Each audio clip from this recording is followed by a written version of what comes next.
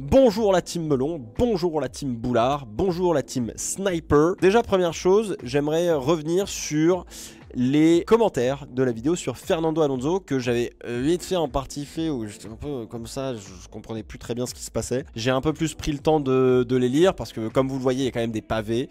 C'est aussi ce que je vous avais demandé, d'avoir un ressenti sur la vidéo de Fernando Alonso, de me donner un petit peu vos histoires, ceux qui ont découvert qu'ils avaient une vocation et qui sont super à l'aise là-dedans, ceux qui ont fait un chemin et un parcours pour arriver à quelque chose. Donc c'était quelque chose de relativement profond, donc il y a quand même beaucoup de commentaires.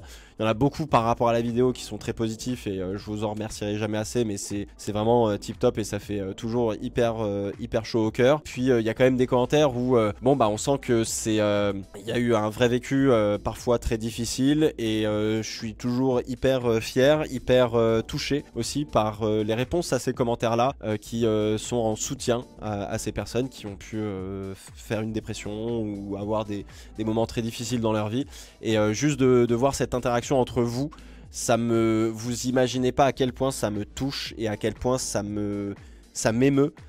C'est le plus beau cadeau, je pense. Je sais pas si c'est le cas pour les autres créateurs de contenu, mais pour moi c'est le plus beau cadeau que vous pouvez me faire, de voir des gens qui me suivent et de vous voir interagir entre vous dans l'envie de faire du bien autour de vous et tout, parce que c'est quelque chose d'absolument essentiel et voilà. Donc je suis hyper fier, hyper heureux et ça fait hyper plaisir. Je vous inviterai à relire peut-être certains commentaires que j'ai aussi likés. Alors je les ai pas tous likés, il y en a quelques-uns. Si jamais vous avez envie de retourner sur la vidéo et relire quelques commentaires qui peuvent peut-être vous faire du bien, mais voilà, il y a par exemple le commentaire de Matt que vous avez sous les yeux. Alors là c'est écrit en tout petit, j'ai l'impression sur l'écran, mais je vais vous le lire. Matt il nous raconte quand même une histoire qui est assez intéressante. Aujourd'hui j'ai 33 ans, il a le même âge que moi, je tiens à préciser. Je suis projeteur mécanique dans un bureau d'études. Je fais un métier que j'aime, un métier dans lequel je suis bon, même si quelque part je cours toujours après ce fameux titre d'ingénieur que je n'aurai peut-être jamais. Pourtant, je crois pouvoir dire que j'ai trouvé ma vocation.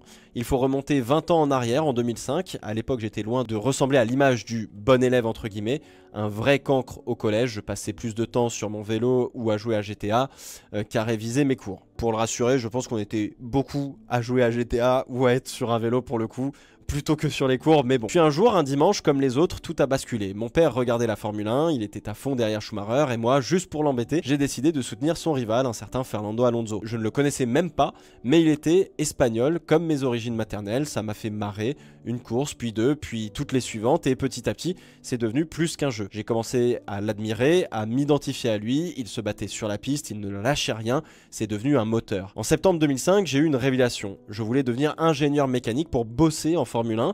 Je suis passé de dernier de la classe en 4e à premier toute l'année en 3e. C'est vous dire à quel point c'est fort. J'avais un objectif et je ne lâchais rien. En 2008, mon père m'a offert 2 places pour le Grand Prix de Manicourt pour me féliciter. Ça c'est aussi une très très belle histoire. On y est allé ensemble, on a soutenu Alonso ensemble dans les tribunes, en face des stands, c'était incroyable. Puis en 2011, j'ai remis ça à Monaco avec mon meilleur pote William, toujours pour Alonso, toujours à fond. Rien que ça déjà, ça fait méga plaisir et le papa de Matt, big up à lui parce que bah même s'il supportait Schumacher, la communion entre un père et son fils ou même entre une mère et sa fille ou entre un père et sa fille, machin, etc. Bref, entre un parent et son enfant, je trouve ça absolument incroyable et c'est hyper important. C'est grâce à lui, je suppose Fernando Alonso, à cette passion, à cette étincelle qu'il a allumée en moi, que j'en suis là aujourd'hui. Je l'ai suivi pendant des années, chaque week-end, jusqu'à ce que Canal+ rachète les droits. Ça m'a mis un coup, mais je suis resté fidèle à travers les articles, les vidéos, tout ce que je pouvais trouver.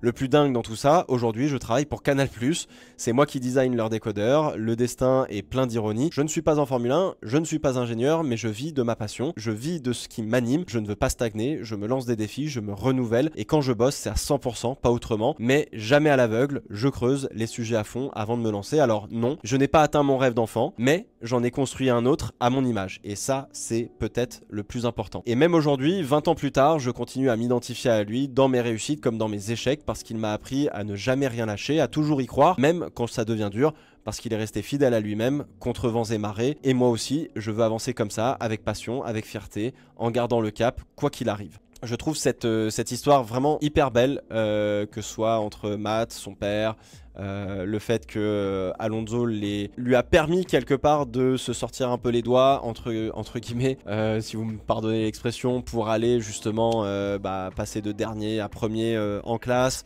de faire quelque chose qui l'anime, etc. Enfin voilà, franchement c'est très très beau, c'est une très belle histoire. Ça, je vous en avais parlé la semaine dernière, mais encore une fois ça m'a beaucoup touché. Je vis actuellement une dépression, je m'en sors petit à petit.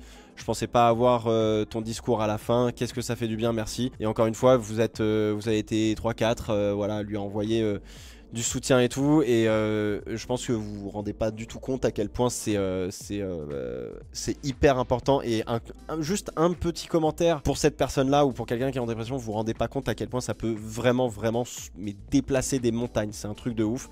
Donc c'est hyper important. Évidemment il y a le même Lance Stroll qui est la petite balle perdue à Lens qui était gratuite. Voilà, moi c'est cadeau, je vous donne ça, ça fait plaisir. Donc vous avez été nombreux à la noter. Je pense que ça fait toujours du bien dans un moment un peu d'émotion, un peu lourd, etc. d'avoir un petit trait d'esprit comme ça, rien de bien méchant, mais voilà, donc c'était la petite balle perdue qui fait toujours un peu rigoler. Vous avez une autre histoire aussi de la part d'Adrien qui lui, après une dépression, il s'est mis un peu de force par un ami, et c'est là où aussi les amis ont ce rôle-là.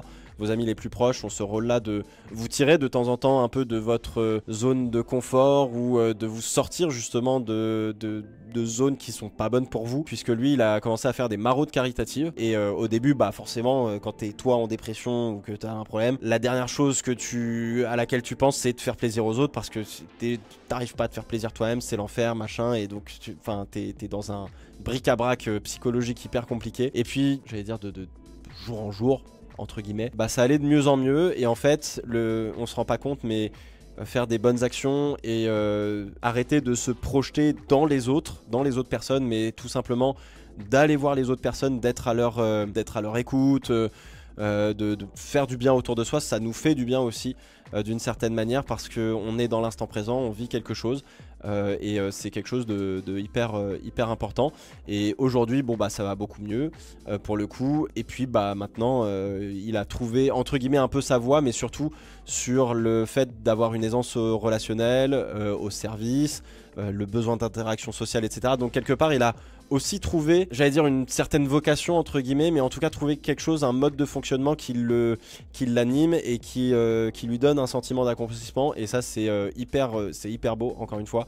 Donc voilà, c'était vous irez lire la petite histoire de Adrien. Je crois, si j'en ai sélectionné une autre, Nenomine, pardon, qui lui est un très vieil abonné qui est abonné depuis très longtemps sur ma chaîne YouTube, qui lui a un parcours, je crois que c'était sur un parcours scolaire où effectivement il a loupé à quelques points un score pour avoir un certificat d'anglais, pour pouvoir obtenir un visa étudiant pour aller étudier, machin, etc. Et d'être un peu abattu et tout.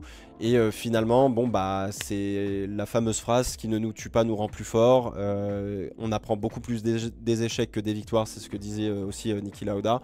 Donc voilà, pareil, grosse force à lui, parce que voilà, c'est top. Et puis merci pour les soutiens en réponse à ce commentaire, ça fait toujours plaisir. Donc voilà, je voulais juste vous dire vraiment du fond du cœur, mesdames et messieurs, mais je tenais vraiment très sincèrement, avec cette vidéo sur Fernando Alonso, vous remercier, vous dire à quel point j'étais extrêmement fier de vous et de tous les commentaires que j'ai pu voir, toutes les réponses aux commentaires, certains qui ont déballé des choses qui sont très personnelles et où littéralement tu te mets à poil entre guillemets, hein, de manière psychologique, mais de voir qu'il y a beaucoup de bienveillance et beaucoup d'humain, ça fait extrêmement plaisir, ça fait très chaud au cœur, et je suis extrêmement fier de vous.